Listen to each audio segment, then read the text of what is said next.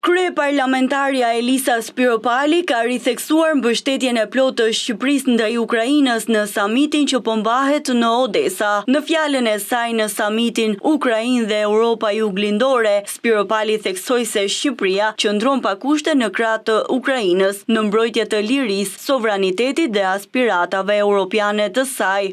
Mbi të gjitha, ndodhemi këtu për të shprehur solidaritetin ton të palëkundur me Ukrainën në luftën e saj të drejtë dhe heroike për të mbrojtur pavarësinë, demokracinë dhe popullin e saj.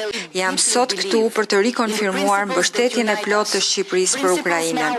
Ne jemi përkrahur sepse besojmë thellësisht në parimet që na bashkojnë, parimet që tashmë sulmohen nga agresioni i paprovokuar dhe brutal i Rusisë. Ne nuk mund të jemi indiferent ndaj realitetit që kemi përpara. Kjo luftë tashmë në vitin e saj të tretë ka tronditur themelet e rendit ndërkombëtar. Ajo ka lëshuar një hije të gjatë dhe të errët mbi Evropë, duke kapërcyer kufijtë e Ukrainës. Shqipëria është e vendosur për këtë angazhim. Ne kemi mbështetur Ukrainën përmes ndihmës humanitare, miratimit të sanksioneve dhe avokimit të zëshëm për rrugtimin e saj evropian.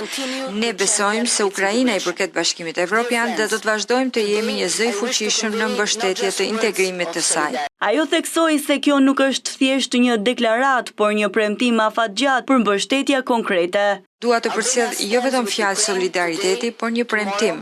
Shqipëria qëndron për krah Ukrainës sot, nesër dhe për aq kohë sa do të jetë nevojshme.